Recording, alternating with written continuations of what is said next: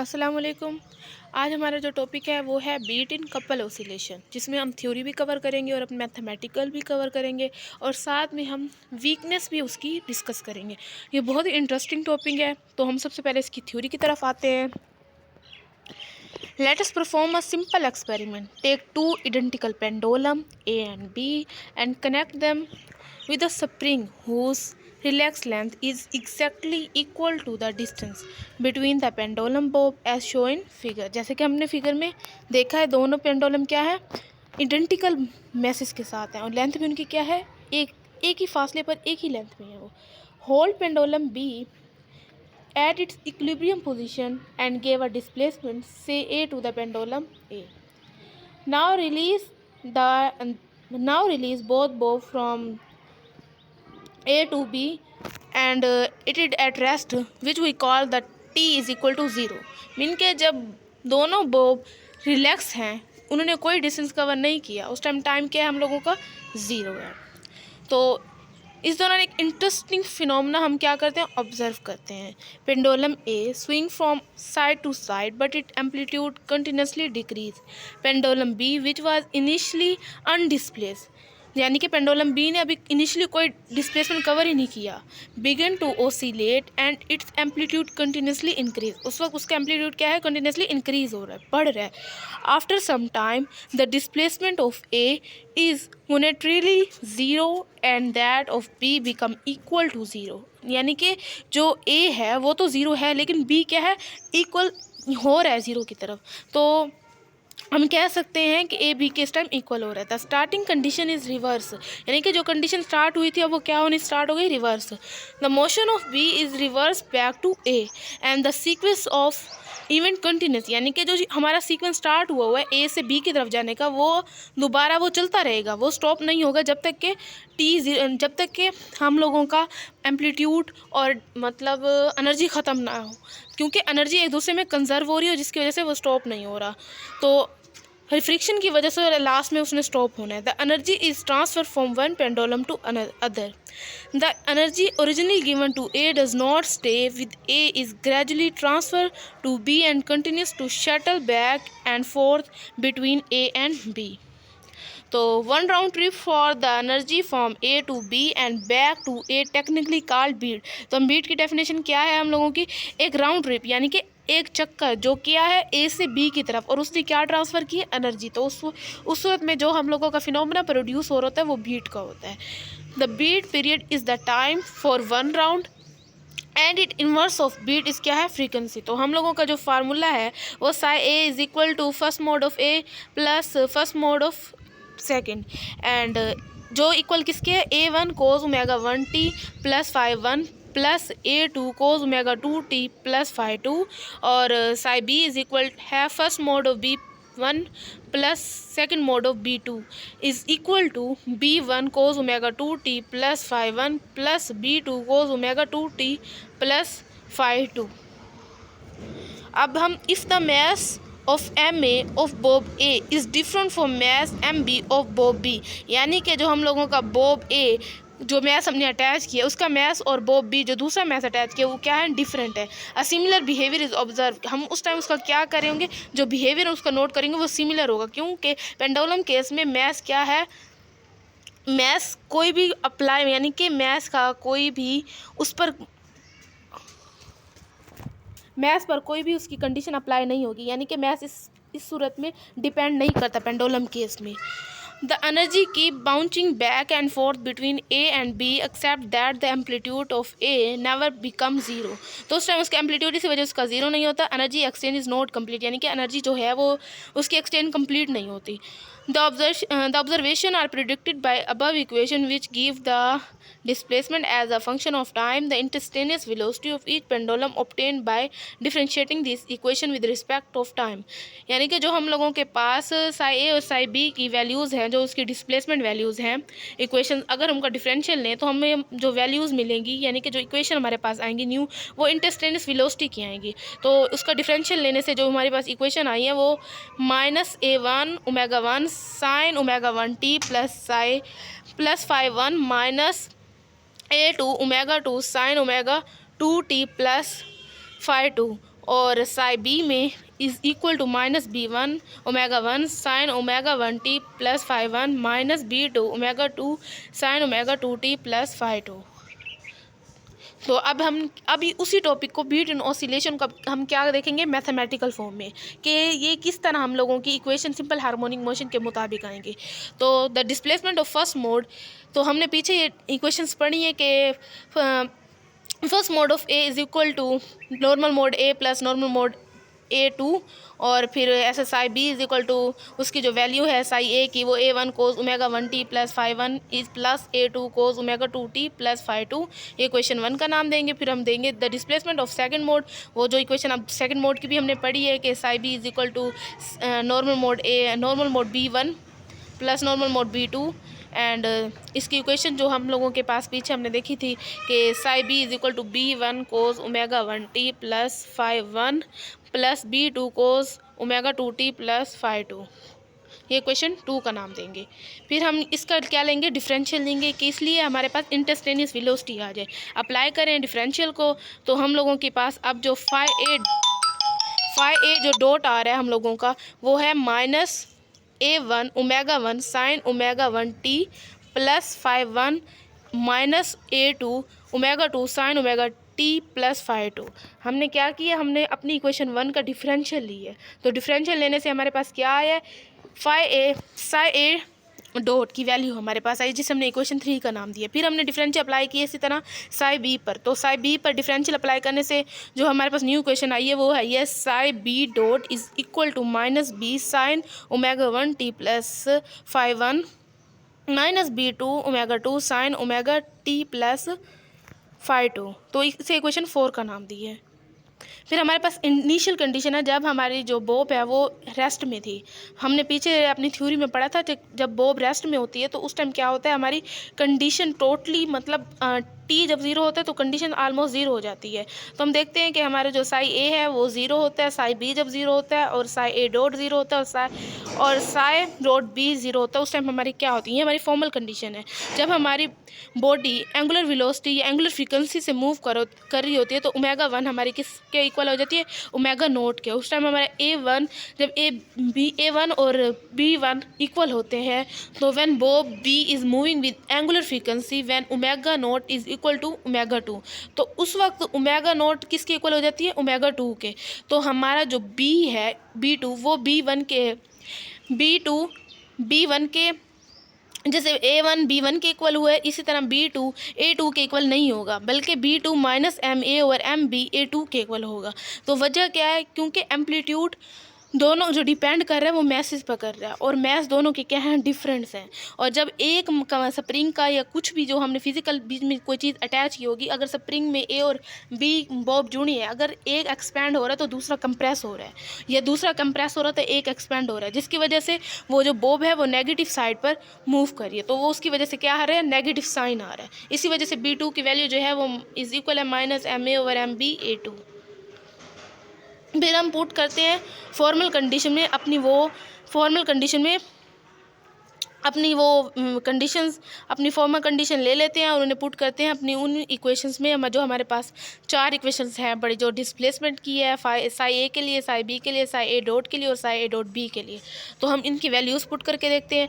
जब साई ए की वैल्यू ए के इक्वल होती है तो उस टाइम हम डिस्प्लेसमेंट में पुट करते हैं, तो हमारी जो वैल्यू बनती है वो बनती है A is equal to A1 cos phi 1 plus A2 cos phi 2। यानी कि हम जब t 0 पुट करेंगे ओमेगा t में तो वो 0 हो जाएगा, कोस 0 1 होता है, और इस तरह हम लोगों की जो वैल्यू आती है वो आती है A1 कोस फाई 1। और इसी तरह दूसरे में भी हम जब t 0 करते हैं तो A2 कोस फाई 2 आ जाता है। तो फिर पुट करते हैं डिस्प्लेसमेंट की दूसरी इक्वेशन में अपनी वही value t is equal to 0 and phi B is equal to 0 and phi B is equal to B1 cos omega 1t plus phi 1 plus B2 cos omega 2t plus phi 2। तो अब हमें पता है कि B1 जो हमारा है वो A1 के इक्वल है। हम अपने B1 की जगह A1 पुट करेंगे और कोस टी में हम कोस ओमेगा टी में जब टी में 0 पुट करेंगे तो कोस 0 1 हो जाएगा। तो हम लोगों का आएगा B cos phi 1 minus minus क्यों आएगा? क्योंकि बी की वैल्यू पुट कर रहे हैं। बी की वैल्यू क्या है? माइनस एम ए और एम बी A2, और फिर बाकी जो बचेगा टी में 0 पुट करेंगे तो टी 0 हो जाएगा, कोस 0 हो जाएगा, कोस 0 1 हो जाएगा। तो हमारे पास जो वैल्यू आएगी वो कोस फाई 2 की आएगी। फिर हम पुट करेंगे वो वेलोसिटी की इक्वेशन नंबर 3, जो इक्वेशन 3 है वेलोसिटी की। अब उसमें हम अपनी कंडीशन पुट करेंगे तो उसके साथ भी सेम यही होगा कि हम लोगों का साइन टी 0 हो जाएगा, बाकी आ जाएगा साइन फाई, और इसमें भी A2 ओमेगा 2 और साइन फाई 2 आ जाएगा। फिर हम इसी तरह 4 इक्वेशन में पुट करेंगे अपनी इक्वेशन, अपनी कंडीशन। तो हम लोगों का साई डॉट बी भी 0 हो जाएगा, और minus B omega 1 sine omega t में जब 0 पुट करेंगे तो वो 0 हो जाएगा, साइन 0 हो जाएगा, साइन 0 0 होता है, और साइन फाई आ जाएगा। और वैल्यूज़ वैसे बी में हम पुट करेंगे तो माइनस माइनस प्लस हो जाएगा, एम ए और एम बी ए साइन फाई 2 आ जाएगा। जब साइन फाई 1 और साइन फाई 2 जब 0 होते हैं तो हम देखते हैं कैसे 0 होते हैं। ये उसी सूरत में 0 होते हैं जब इनका रिजल्टेंट 0 हो और इंडिविजुअल भी ये 0 हो। अब हम find the equation to some values. हमने जो इक्वेशन ए और बी बनाई है वो किस लिए बनाई है? हमने A1 कोस फाई 1 और A2 कोस फाई 2 की वैल्यू फाइंड करने के लिए बनाई है। हम क्या करेंगे, ए को बी से क्या कर लेंगे, इक्वेशन को सब्ट्रैक्ट करेंगे। जब सब्ट्रैक्ट करेंगे तो हमारे पास क्या आएगा, A2 cos phi 2 plus M A over M B A2 cos phi 2 is equal to A. अब हम इसे सिंप्लीफाई करेंगे, a is equal to A2 cos phi 2 into M A plus M B over M B. तो हम A2 cos phi 2 को इधर ले जाएंगे और a के नीचे अपने एम बी और एम ए और एम बी को डिवाइड कर देंगे। तो हमारे पास जो A2 कोस फाई 2 की वैल्यू बनेगी वो a M B over M B plus M A. फिर हम इसी इक्वेशन जिसे हमने C का नाम दिया उसे A में पुट करेंगे और हमें वहाँ से क्या मिलेगा, A1 cos phi 1 is equal to A minus A M B over M B plus M A हम लोगों की वैल्यू आएगी। फिर हम इस एलसीएम ले लेंगे। एलसीएम लेने से हमारी जो वैल्यू आएगी वो आएगी A1 कोस फाई 1 की ए M A over M A plus M B, उसे हम नाम देंगे D का। फिर हम सब्स्टिट्यूशन टू आवर रिक्वायरमेंट्स, हम अपनी ये जो वैल्यूज़ फाइंड की हैं हमने अपनी सब्स्टिट्यूशन को, यानी कि जो हमारी डिस्प्लेसमेंट की जो हमारे पास इक्वेशन है हमने इसके लिए सब्स्टिट्यूशन की है पीछे, यानी ये वैल्यूज़ फाइंड की हैं हम ताकि इसमें सब्स्टिट्यूट करें और जो हमारे पास ओरिजिनल इक्वेशन हमारी लास्ट में निकले वो हमारी सिंपल हार्मोनिक मोशन के मुताबिक निकले। तो हम अपनी 5a की जो वैल्यू है यानी कि जो इक्वेशन है हम उसे ओपन करेंगे और उसमें जो हमने वैल्यूज़ फाइंड की हैं वो पुट करके देखेंगे कि हमारी इक्वेशन क्या बनती है। तो हम ओपन कर रहे हैं फार्मूले को। हमने A1 लिया, कोस का फार्मूला हमें पता है कि cos omega 1 t cos phi 1 minus sine omega 1 t sine phi, और A2 cos omega 2 t cos omega 2 t cos phi 2 minus sine omega 2 t sine phi of 2। हमने ये ओपन कर लिया फार्मूला। हमें पता है कि साइन फाई 1 और साइन फाई 2 क्या है, 0 है। तो हम इसमें 0 पुट कर लेंगे। साइन ओमेगा 2 टी जब 0 से मल्टीप्लाई होगा तो ये भी 0 हो जाएगा और साइन ओमेगा 1 टी भी 0 हो जाएगा। तो हम इक्वेशन को सिंप्लीफाई कर लेंगे। A1 cos omega 1 T plus cos omega 1 t cos phi 1 plus A2 cos omega 2 t cos phi 2। फिर हम अपनी जो हमने A1 कोस फाई और A2 कोस फाई की वैल्यू मालूम करी थी वो इसमें हम पुट कर लेंगे, और पुट करने के बाद जो हम लोगों की कॉमन होगी चीज़ वो निकाल लेंगे। जैसे कि A over M A plus M b common है तो हम उसे निकाल लेंगे। बाकी क्या बचेगा, एम ए cos omega 1 T plus M B cos omega 2 t. फिर हम same we open the formula of psi b and substitute the values and we get the values of psi b. यानी कि हम जैसे पीछे प्रोसीजर कर चुके हैं कि हमने साई ए की वैल्यूज़ निकाली हैं जिस प्रोसीजर से, हमने सेम साई बी की वैल्यू भी वैसे निकालेंगे जैसे क्या किसकी निकाली हमने, साई ए की। तो साई बी की हमने सब्स्टिट्यूशन से जो वैल्यू निकाली वो क्या है, A over M A plus M B cos omega 1 T minus cos omega 2 T.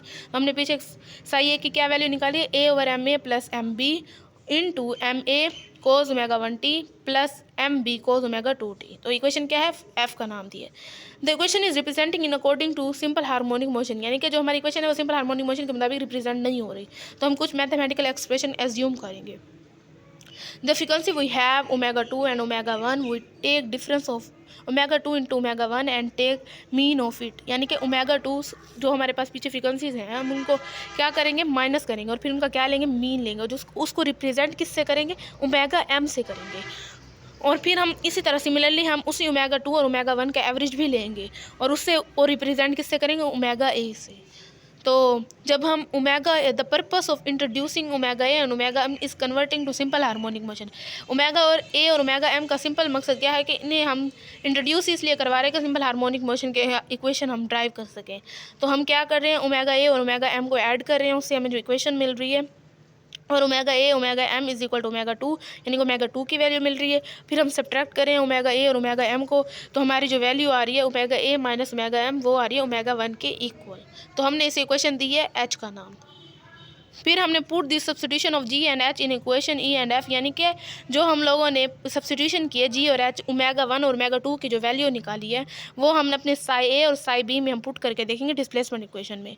तो हमारी जो साई ए की वैल्यू निकली है सब्स्टिट्यूशन से, वो हमारे पास डायरेक्ट ये है कि psi A is equal to A cos omega M T cos omega A T plus A minus M B M A और M plus B sine omega M T sine omega A T. तो इसे हमने question 5 का नाम दिया। हमने कुछ इजम्पशन की है कि A cos omega M T बराबर है A M cos omega cos theta के, और A into M minus M A minus M B over M A plus M B sine omega M T is equal to A M sine theta के equal है, और इसको अपने नाम दिया जे का। फिर हमने उन्हीं दो इक्वेशन यानी कि आई और जे का क्या कर लिया, स्केयर ले लिया, और उनको नाम दे दिए के और एल का। तो हमने स्केयर ले लिए दोनों को, फिर हमने क्या किए, उन दोनों इक्वेशनों को ऐड किए। तो ऐड करने से हमने क्या किए, A M cos square theta plus A M sine square theta is equal to A cos square omega M square T into T plus A square into M A minus M B का whole square into M A और M A plus M B को whole square sine square omega M T. तो हमने जब देखा है कि trigonometry identity बन रही है, तो हमने ए एम स्केयर कॉमन लेकर अंदर identity cos square theta sine square theta is equal to 1 होता है, तो हमने यहाँ 1 से मल्टीप्लाई कर दिया, जिसकी वजह से ए एम स्केयर थीटा आ गया, ए एम स्केयर आ गया, जो कि इक्वल किसके है, ए square cos square omega M T plus A square M A minus M B का whole square over M A plus M B का whole square sine omega M T. फिर हमने वही सब्स्टिट्यूशन जैसे हमने ए एम की amplitude के लिए निकाले, इसी तरह हमने बी एम के लिए भी निकालनी है। तो उससे जो हमने सब्स्टिट्यूशन की है, उससे हमारी जो बी एम की वैल्यू आई है वो है b m square is equal to 2 a m over M A plus M B sine omega M T. फिर हम put the square of i and j in equation, यानी कि जो हमारी इक्वेशन न्यू बनी थी के और एल, जिसका हमने स्केयर लिया था, उसे हम अगर उस इक्वेशन नंबर 5 में पुट करें जो हमने पीछे ड्राइव की है, तो हमारे जो साई ए की वैल्यू बनती है वो बनती है ए एम का square cos square theta cos omega A T plus A M का square sine square theta sine omega A T. तो देखें ये एक फार्मूला बन रहा है कोस का, तो हमने उसे क्लोज कर लिया, एम स्केयर कोस ओमेगा ए टी माइनस थीटा। तो ये हमारी सिंपल हार्मोनिक मोशन की तरह की जैसी शक्ल में ड्राइव हो गई है। तो इसी तरह सिमिलरली हमने सब्स्टिट्यूशन की है अपनी साई बी के लिए, तो साई बी बराबर है b m sine omega A T. तो हमने इसी तरह साई ए और साई बी की सिंपल हार्मोनिक मोशन के करीब करीब अपनी वैल्यूज़ ड्राइव कर ली हैं, इक्वेशंस बना ली हैं उनकी। तो अब हम देखेंगे केसेस ऑफ वीक कपलिंग, कि कपलिंग किस तरह वीक होती हैं, क्यों होती हैं। तो हमें पता है कि साई ए की value a M cos omega naught t minus theta के इक्वल है, और साई बी की वैल्यू है b m sine omega naught t के। It must be understood that equation 1 and equation 2 do not represent simple harmonic motion, since AM and BM vary with the time. But if the coupling were very weak, for example where k were small, then omega 2 will be slightly higher than omega 1, and omega m is equal to omega 2 minus omega 1 divided by 2 will be very small, so that AM and BM will take a long time to change appreciably. Hence, if k small am and bm remain sensibly constant during many fast oscillation of angular frequency of omega naught and the motion associated with equation 1 and equation 2 can be treated as almost harmonic, and we can use the result of chapter and write the expression of energy each pendulum. उसके कहने का मतलब है कि जब ए m और b M worry करता है टाइम से, जब के की वैल्यू क्या होती है, स्मॉल होती है, और जब के की वैल्यू क्या होती है, ज़्यादा होती है, तो हम लोगों की ए एम और b m simple harmonic motion के मुताबिक वर्क करते हैं और हमारे पास साई ए और साई बी की वैल्यू ड्राइव हो जाती है। तो हम मैथमेटिकल फॉर्म देखते हैं कि ए एम की अगर हम वैल्यूज़ को सिंप्लीफाई करें तो उसकी वैल्यू होती है ए स्केयर ओवर एम ए का स्केयर प्लस एम बी का square into M a square m B plus M b square two m A M B cos cos 2 omega M t, और b m square की value है 4 M a square sine square omega M t over M A plus M B का whole square. तो energy की हमारी जो equation है, हमें पता है कि ई ए के लिए, यानी कि एनर्जी के फर्स्ट बॉब के लिए जो एनर्जी है वो 1/2 एम ए ओमेगा ए का स्केयर और ए एम का स्केयर। हमने पुट किया ए एम स्केयर की वैल्यू, तो हमें पुट किया उस टाइम जब हमारा टी क्या था, ज़ीरो था। तो जब हमने टी ज़ीरो था उस टाइम हम लोगों ने टी इसमें ज़ीरो पुट किया, तो कोस ज़ीरो क्या हो गया, 1 हो गया, और जिसकी वजह से हम लोगों का फार्मूला बन गया एम ए का स्केयर एम बी का square 2 M A M b, और कोस ओमेगा 2 टी क्या हो गया, कोस ज़ीरो हो गया, कोस ज़ीरो 1 हो गया, फार्मूला बन गया एम ए प्लस एम बी का होल स्केयर। हमने इसको स्केयर ले लिया, divide by m A plus M b, और हम लोगों का 1/2 एम ई ए की जो वैल्यू है टी इज इक्वल टू 0 पर, E A is equal to 1/2 M A omega A naught का स्केयर ए का square into M A plus M B का होल स्केयर और M A plus M B का whole square. तो हमें पता है कि हमारी जो एनर्जी है वो मैक्सिमम, जब टी ज़ीरो होती है तो एनर्जी क्या होती है, उस टाइम मैक्सिमम होती है। तो हमने देखा है कि ओमेगा एम बराबर है omega 2 minus omega 1 over divide by 2, तो 2 ओमेगा एम की वैल्यू ओमेगा 2 माइनस ओमेगा 1 है। तो उस सूरत में हमारी एनर्जी क्या है, मैक्सिमम। हमें पता है कि ई नोट पर हमारी एनर्जी क्या होती है, मैक्सिमम होती है। तो हमने एनर्जी मैक्सिमम की है, और जो फैक्टर साथ में था वो क्या है, एम ए का स्केयर प्लस एम बी का square 2 M A M B cos omega M t over M A plus M b. ये केस 1 के लिए हो गया, यानी कि ए के लिए हो गया। फिर इसी तरह हम अपनी पेंडुलम बी के लिए देखेंगे कि हमारी एनर्जी की जो इक्वेशन है वो 1/2 M A omega m b omega b का स्केयर बी एम का स्केयर, बी की वैल्यू पुट करेंगे, सब्सटीट्यूट करेंगे इसमें, और जब हमारे पास बी की वैल्यू इसमें सब्सटीट्यूट हो जाएगी तो e B is equal to 1/2 m b omega naught 2 omega b का स्केयर इंटू 4 ए का स्केयर एम ए का स्केयर और M A plus M B का होल स्केयर, और sine square into omega 2 minus omega 1 over 2 into T, क्योंकि हमने अपनी values omega M की निकाल चुके हैं, जो कि किसके लिए है, बी के इक्वेशन के लिए। तो हमने ओमेगा एम की वैल्यूज़ में सब्सटीट्यूट की है। हमें पता है कि साइन का जो फार्मूला है साइन स्केयर का, वो 1 minus cos theta divided by 2 है। तो हमने इसी फॉर्म में उसे पुट किया है, E B is equal to 4 M A M B over E over M A plus M B का whole square into 1 minus cos omega 2 minus omega 1 into T और डिवाइडेड बाई 2। तो 2 sine theta 1 minus cos 2 theta, ये reference आपको मिल गया। और फिर हमने क्या किया, हमने 2 को 4 से डिवाइड किया, तो ऊपर 2 M A M B e over M A plus M B का होल स्केयर, और 1 minus cos omega 2 minus omega 1 t. तो जब when cos omega 2 minus omega 1 into t is equal to -1, e naught become minimum. E A is equal to e into M A का square m B का square M2 m A M B into -1 over M A plus M B का whole square. तो minus होने की वजह से formula बन जाएगा एम ए का square minus M A minus M B का होल स्केयर और M A plus M B का होल स्केयर इंटू ई।